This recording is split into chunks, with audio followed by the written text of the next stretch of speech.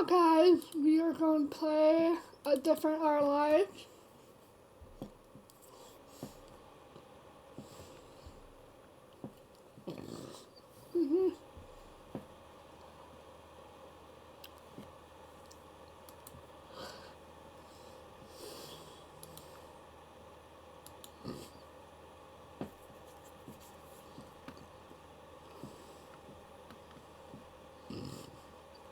Excuse me, we're letting it load.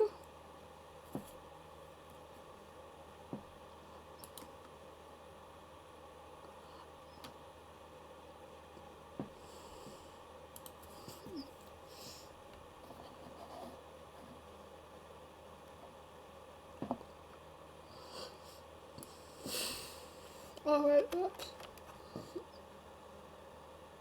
Our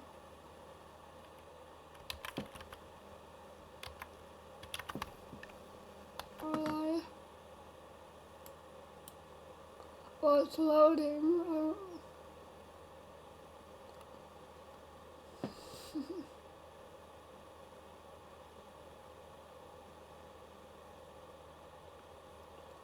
Okay.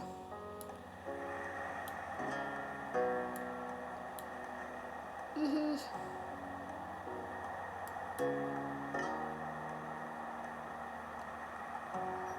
okay.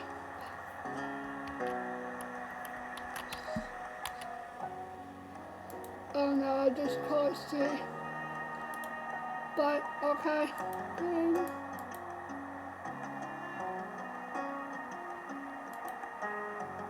So here we go. Yeah. Okay. Okay.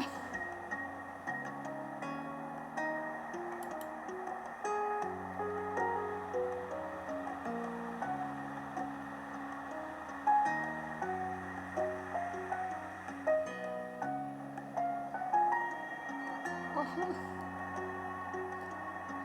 Is it just Our Life? Okay. Well, I think this is a small demo too. But shit.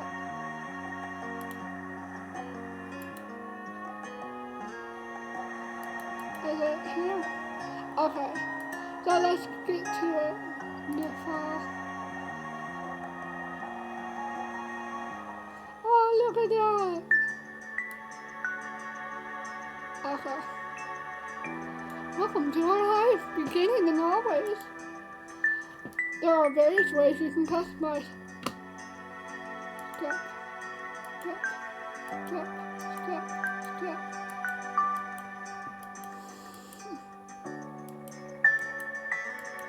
I don't care this so much.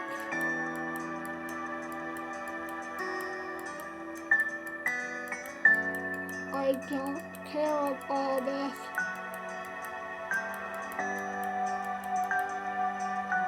Oh.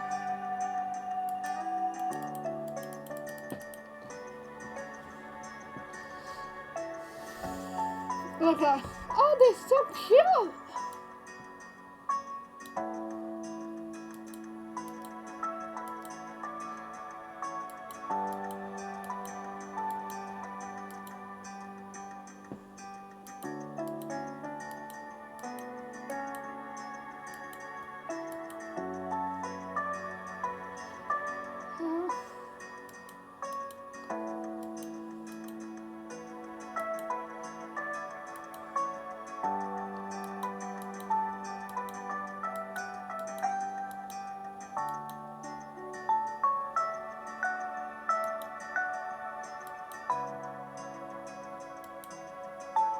Okay, so should we?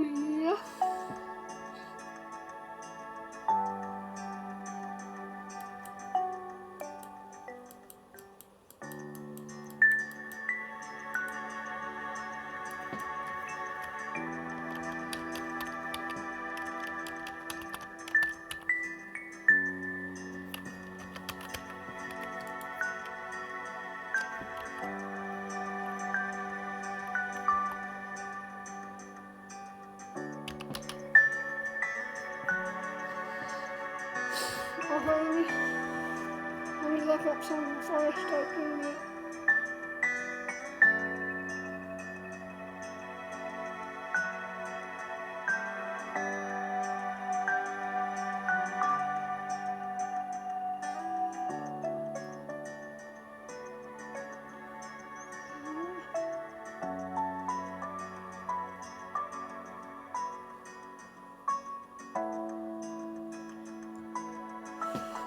Oh no, that's fine.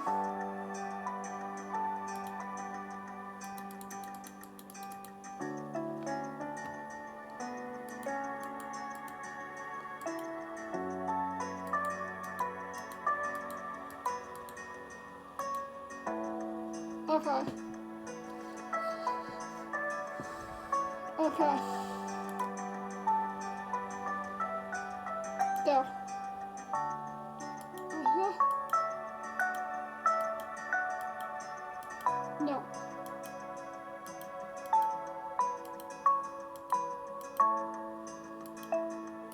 No. No circles.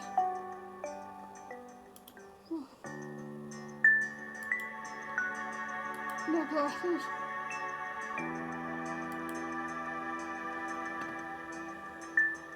No.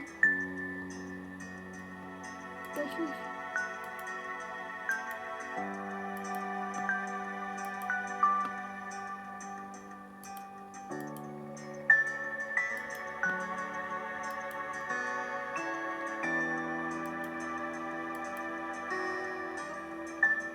And done.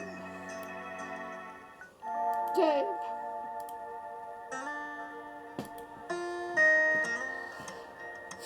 Is it fun? Can you? No.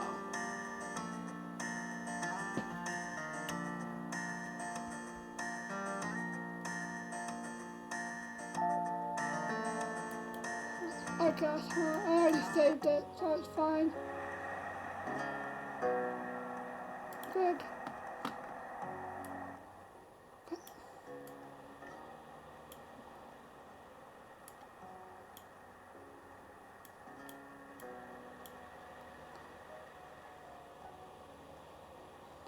Okay, so there.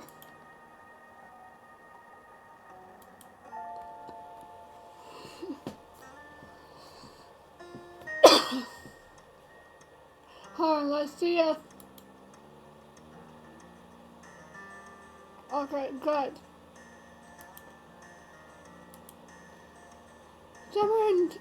Summer and Sunset Bird was a special time of year. Your usually sleepy town began to bustle. It was a popular tourist destination when people coming from all over to enjoy the beach, the weather, and the relaxation came off both. The smell of ocean crust, salty, hung in the air, bringing 3 whole months of the school last vacation with it. During the summer, your moms didn't like you to wander off too far outside of your neighborhood, so you knew the area pretty well. That included the people. Families came and went from Sunset Bird, but they mostly stayed and did what your mom called putting down roots.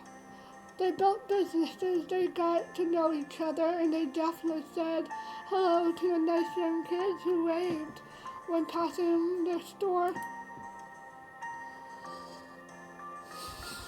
Going out for a walk around town mostly meant that the familiar friendly residents waved or asked how your family was, or mostly often just said hello.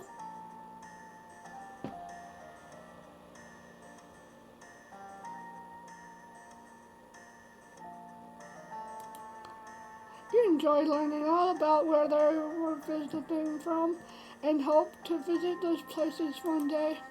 But today, there was a man sitting on the curb outside your house. He was sitting with his head in his hand, his whole body slumped over, and you wondered if he was even a real person or a statue that had magically sprung from the ground overnight. Whoever or whatever he was, you have never seen him before. One thing of knowing everyone in Sunset Bird was that people who you didn't recognize really stood out. It was rare for tourists to venture into the residential district, as your moms called it. So for you, not knowing who a total stranger was, set off a lot of red flags. Your moms had a talk with you and your big sister Lizzie about this kind of situation.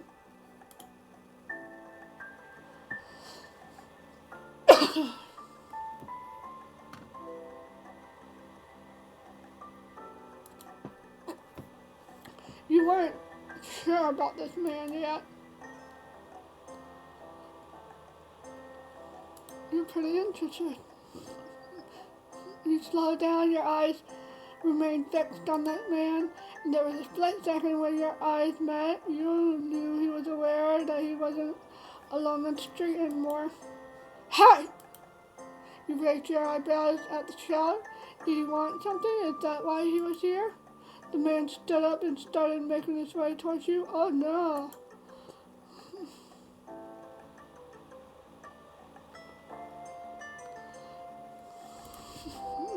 The man gives a grin of his own back. Oh, do you live around here? What's your name? What the you want to know? You look the man up and down, taking his tan skin and relaxed appearance. At least his clothes were relaxed. The way he was acting wasn't.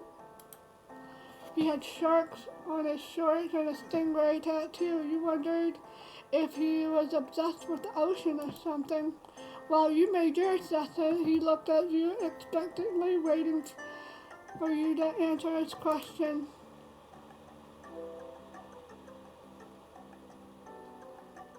Yeah, I live here. That's great. He looked happy to hear it, give you a broad smile. Why are you giving me money? He reached out into his pocket and pulled a clean $20 bill. It crinkled in his hand as he held it up to you. Even more confused than before, you looked back at him. Well, could you do me a favor? Nothing bad. Sorry, I should have thanked you. No, you shouldn't be asking that. I think my character's a child. Let me start over. He cleared his throat and stood up straighter from where you were standing. It just made him look creepier. I have a son. His name is Cope. He's about your age.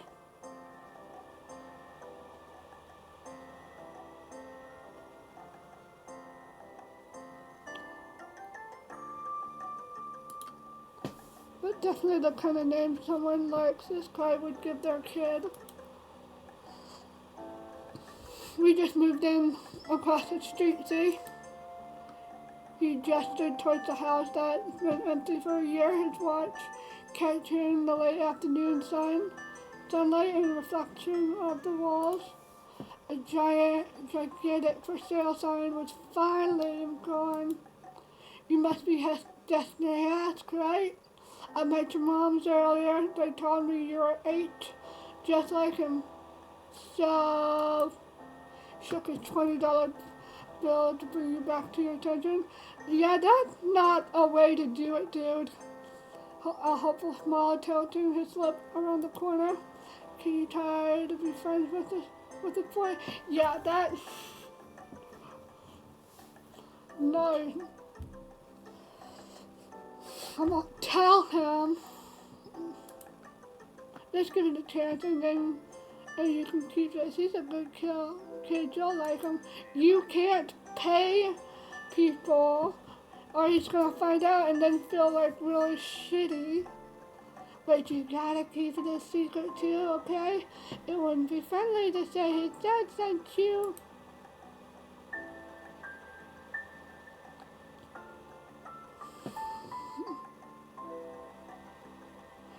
kind of felt sorry for her. This definitely wasn't the normal way kids made friends, you knew that. What do you say? Want to make a deal? I would be like, hey, leave my kid alone, what the fuck? I'm taking the money. He carefully plucked the bill from his outstretched hand, grinning at the thought what you could do with that much cash.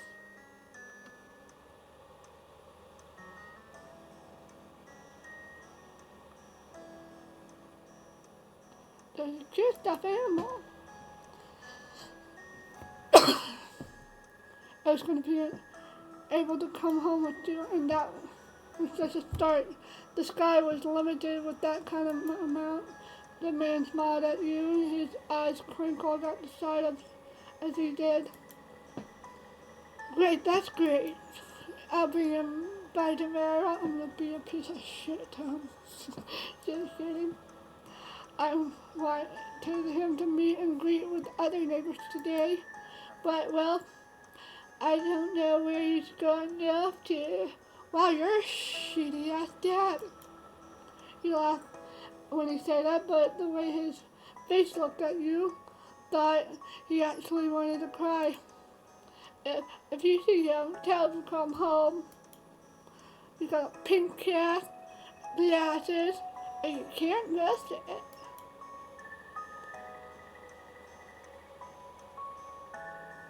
I can try. You nodded, not totally certain that you'll find Cope, but willing to look. The man smiled and reached out to pat you on the head, paused before doing so, then pulled his hand away and said, "Dude, what the flip? Your mom's already checking around for me. Such a thoughtful group you are. I better go look too. Can't put everyone just to work while I sit here." I thought you were going to be like, "Oh, I can't." I'm probably sure it's scary. But, yeah, I thought he might come back, but this is not important. I have to go. Well, I mean, you just moved here, so he's probably lost. Thanks again, Destiny. Still much. I'm going to tell my mama on you. My mama's. He jogged down the street without a word and decided to check the hill behind your house. Well, you know, he's there. First step, first stage. The chirping of the crickets and the tall grass greeted you, quiet and familiar. From the top of the hill, you could see the ocean. As you walked, you listened to the crash of the waves on the shore and the seagulls. Safe.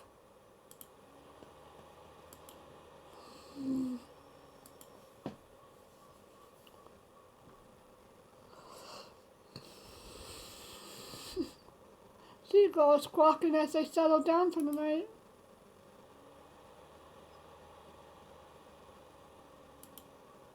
Sometimes you could almost convince yourself that you had seen a flash of shiny mermaid tail in the distance. You took a deep breath. You wanted to try and relax and couldn't. You weren't so sure.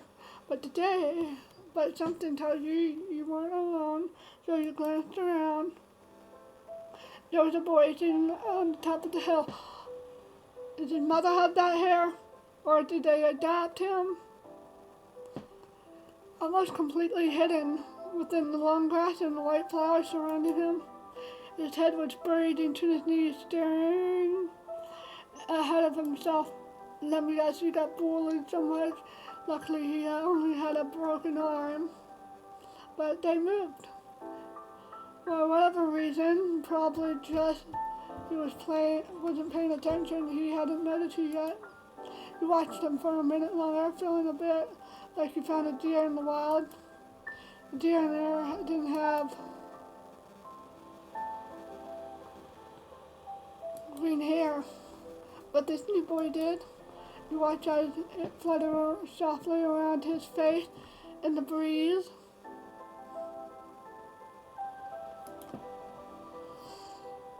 few more seconds, you took a step forward, then another. Then he glanced your way. His aquamarine eyes reflected. Is he secretly a mermaid? Reflected on the light of the moon, you stopped, raising a hand to acknowledge him, to show you weren't scary. Hi! With a start, he jumped to his feet and with his hand balled into a fist at his side. Oh. Were you going to attack? He didn't say anything, he just stared you at in a strange way. He had been crying, there were traces of tears in his cheeks, and his knees soaking the hem of his shorts, and his eyes were still shining with a few more. You actually caught him off guard.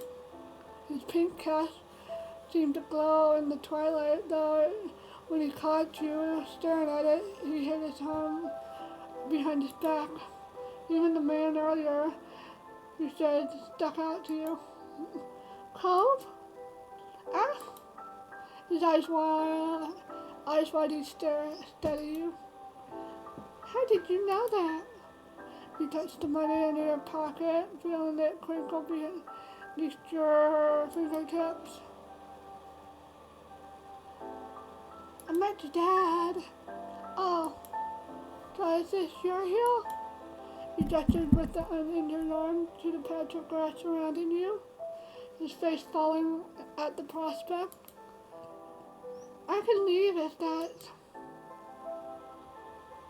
Yep, you can't own a hill. Can't own a hill. Why not? How could you? You just knew I had a hill back home. But it still isn't mine. Oh. You sat back down.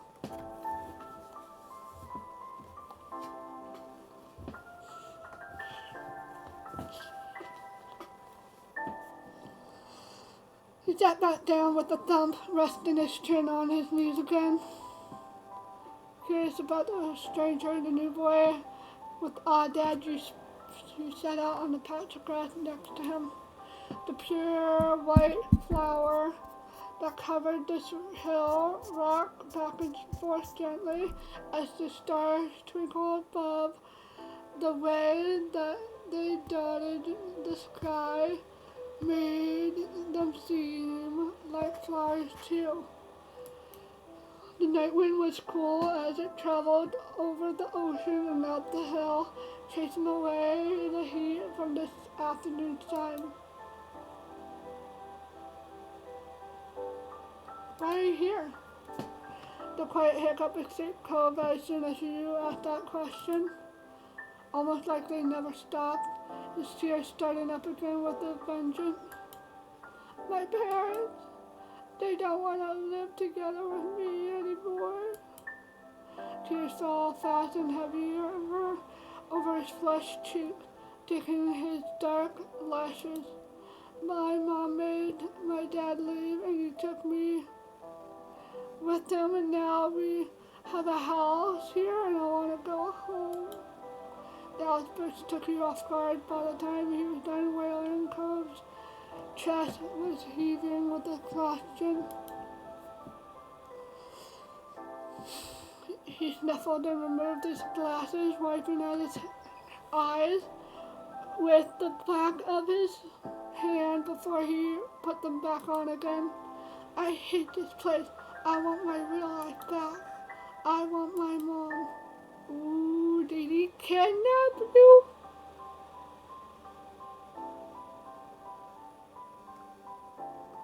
I'm sorry.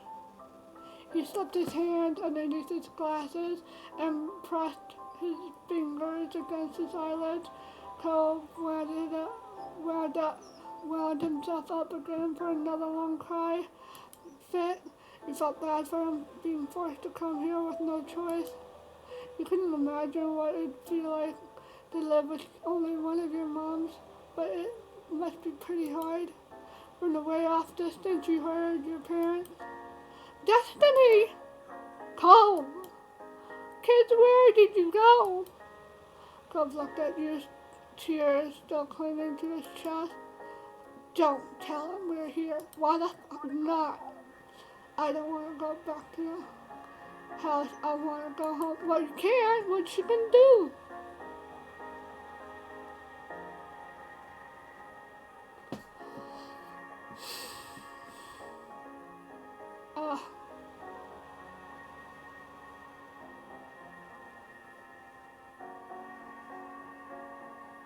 You have to go. Even if it isn't fair, he's your dad. You stood up dusting your pants off. If he says you gotta go, you gotta. Sorry. Slowly Cove stood up with you, still looking a little reluctant. His dad's voice rang out again. Cove! Can you hear me? He looked down at the sound of his dad's voice, silent, and turned away while rubbing his not bandaged arm. Sorry, I still don't want to go.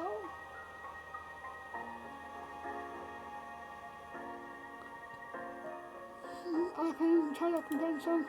Are you sure you'd have to stay outside the whole night and sleep on wet grass? Before Cove could say anything, you heard his dad's voice again, even more closer than before. There you are, bud! The trio of parents peered over the curve. Instantly, all their eyes landed on you as she and Marina rushed over. Oh, look at her mom! Both of your moms were at your side in a split second, face filled with worry. Destiny, you're here after all. We had been at the park to check for Cove, and then we heard what happened earlier when you met the new neighbor. I thought you might have gone off further away.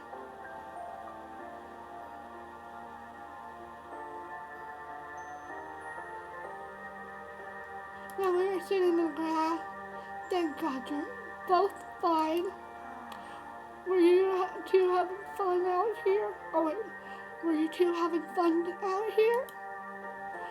You looked at Cove, who was wriggling against his dad's tight hug and pushing his arm. I wonder if he got kidnapped.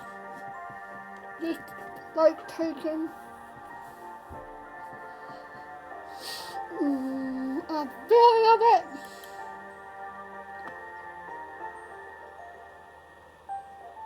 Why the fuck would you say that?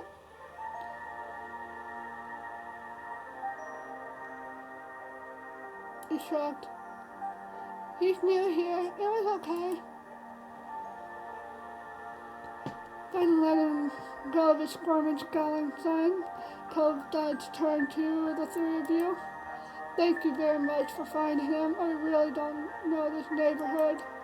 Good thing Destiny knows the whole area so well. Absolutely. Absolutely.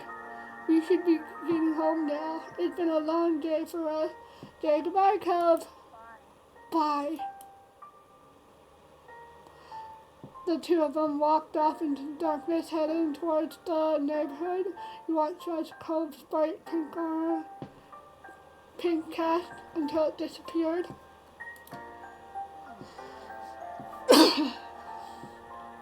Tell you what, we'll have a proper play date tomorrow, okay?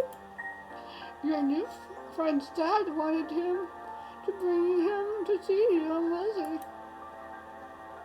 How does that sound?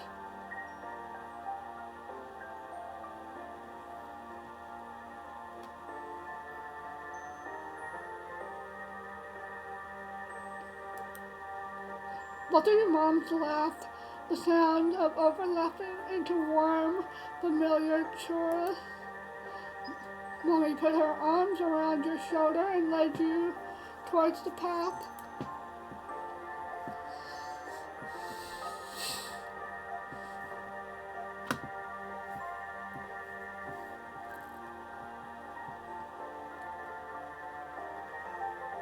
I was fine, more than a little ready to go to bed after a long, exciting day. You followed them home. Okay. Oh.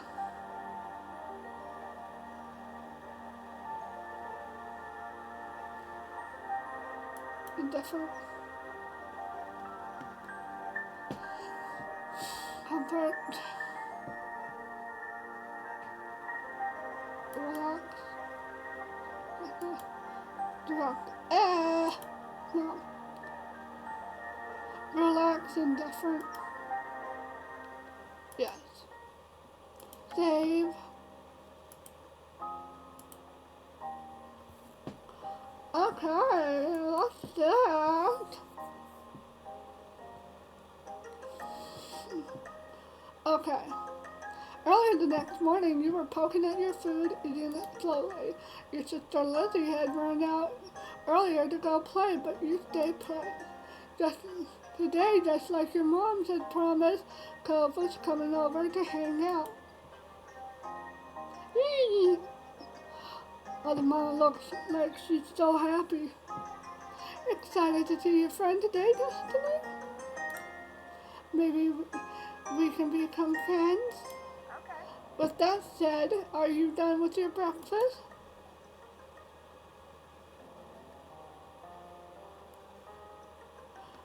Yeah. With all the exasperation of an 8-year-old mustard, you looked at your empty cereal bowl, then at Mom. Okay, attitude kid. We'll see. Good job. He should be here soon. Cleanup began, and on cue there was a knock. It was hesitant, like the person wasn't sure if in the right place, but still loud. We need to get more obvious doorbell. I know. Destiny, could you get it? Because Mom said so, you wanted to over the door. That was not right. Anything, it could be anything. It could be some crazy doobie like Hey, house family, thank you for having us. Mr. Holden, as your mom has called him, and his son were here. Cove looked different in the bright lighting of your living room, and when he wasn't crying, with his dad standing in front of him, and Mom and Mommy behind you, you and Cove looked at each other. You studied Cove apathetically. This was the parents' playing, not yours. Not to meet you. Any more excited than you were. He just stared back.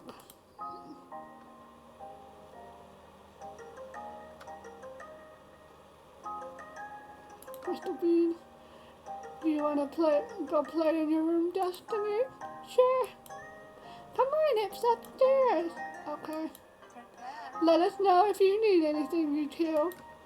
Have fun, kids. See you later, son. Play nice. I'm gonna give him that voice because he deserves it. He looks it. You led him to your room, popping out your chest a little bit at the sight of your treasure. There's a lot of stuffed animals, a cool bed, and a window to look out. It's a great room. You hadn't had anyone to show it to in a while, but you were really proud of it. He leaned a little closer to one of your drawings on the wall. I like this. Thank you. You're welcome. You smiled at him. You were proud of that particular piece of art, and you were glad he noticed it. He turned to look around the room a little bit more, studying the books on your desk and pictures on the wall. You hoped he loved your room. You had put a lot of effort into making your room as nice as it was. You hoped he didn't say anything bad about it. Then his eyes landed on the tiny box of beach things you collected tucked away by your door. You took a step towards it before hesitating and pointing at it instead.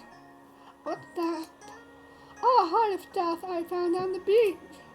You have any driftwood in there? Oh no, he's like, I wanna leave. Back in the box in the middle of your room, you and Cove flop down next to it. I think that, yeah, see?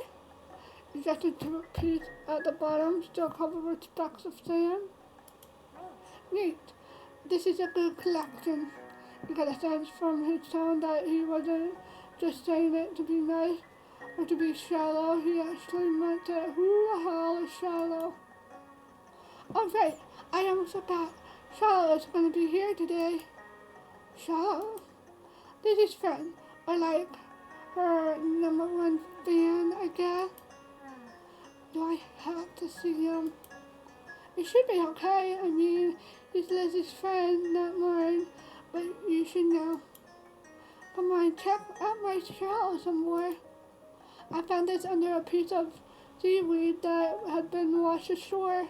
And you pulled the seashell, explaining where you gotten each one, holding them against the light. There were big ones, small ones, pink, purple, and orange. Most of them you had washed off in the bathroom sink when you brought them home, cleaning off the sand.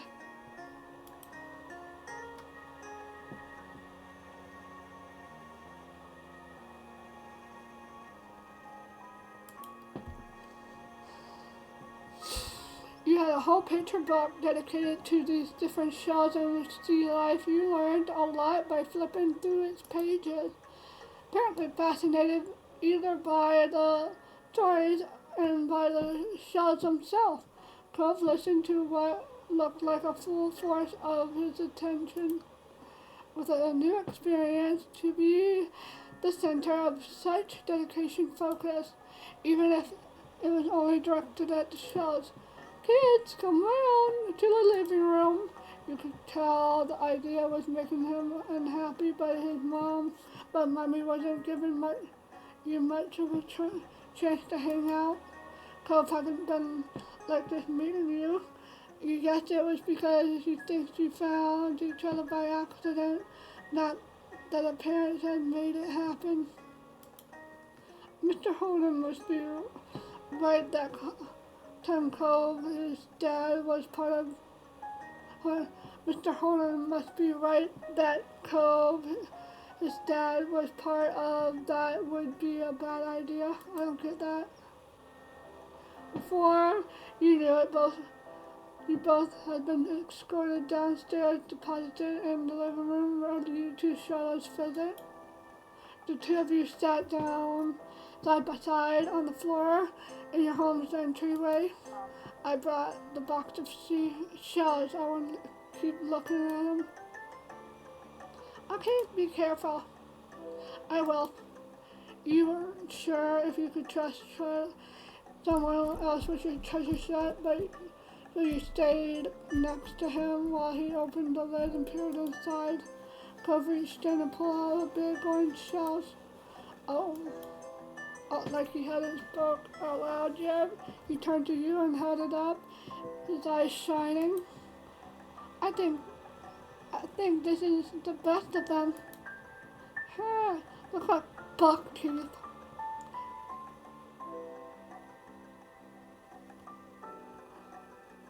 There's a different best one. I'm not giving up my shell.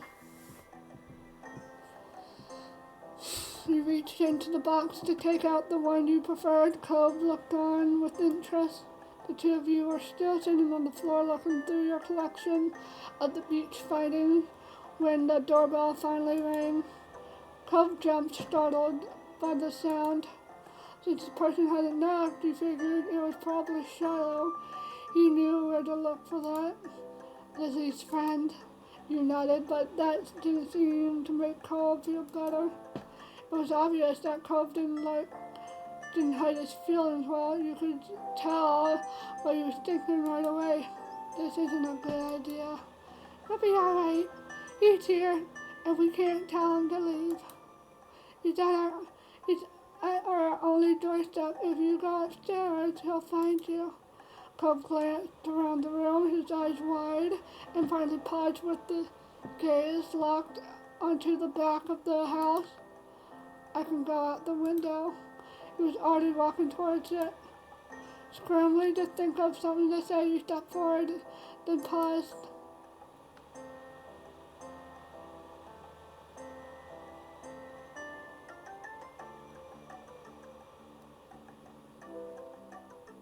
Charlie.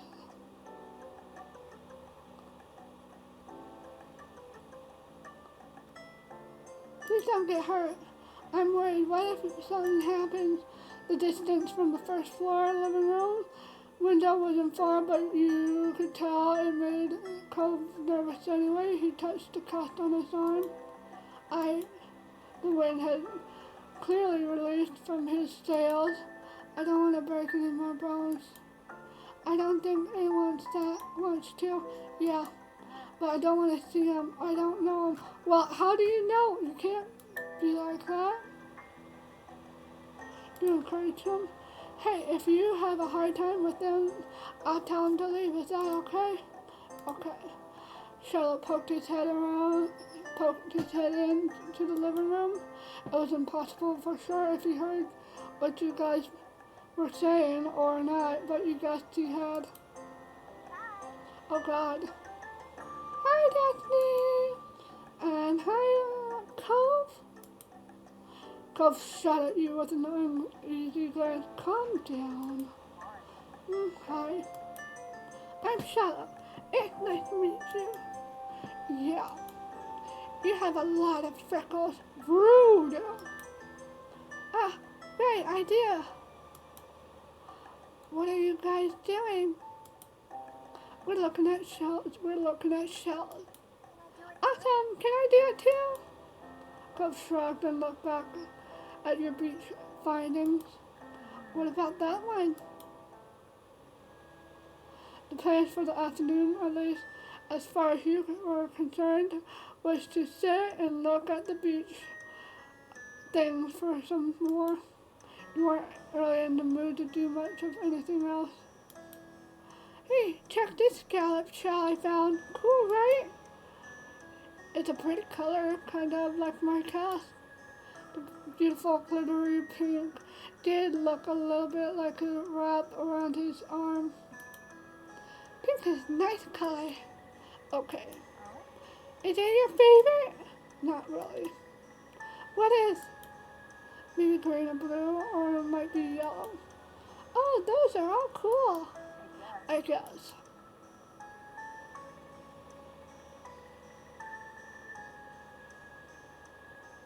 I like those colors too. Awesome! Like usual, I didn't take long for Charlotte to get fidgety. Lizzie was his favorite. Without her around, Charlotte didn't seem to know what to do with himself. And Cove wasn't like your sister. He wasn't that much like you either. Is Lizzie coming back? Don't know. Where'd she go? I think she's at the beach, probably. Is she playing at our park? Cove's eye lit up at the mention of the park. He looked towards you. There's a park? Yeah, but it's old.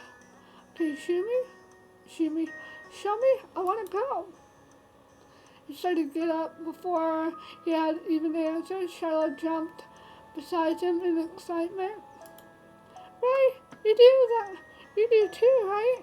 Daphne, the park is fun. It's pretty great.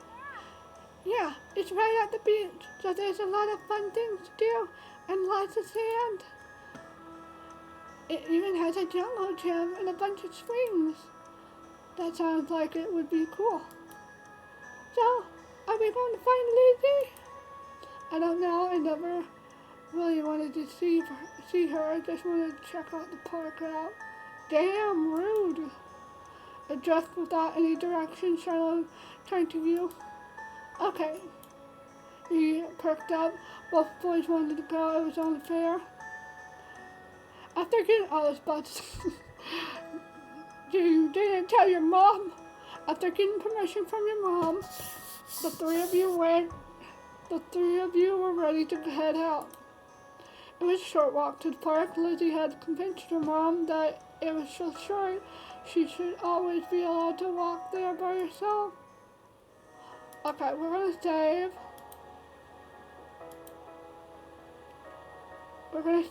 I need to go and get ready. So sorry, guys. This seems fun. It really does. Okay, we saved.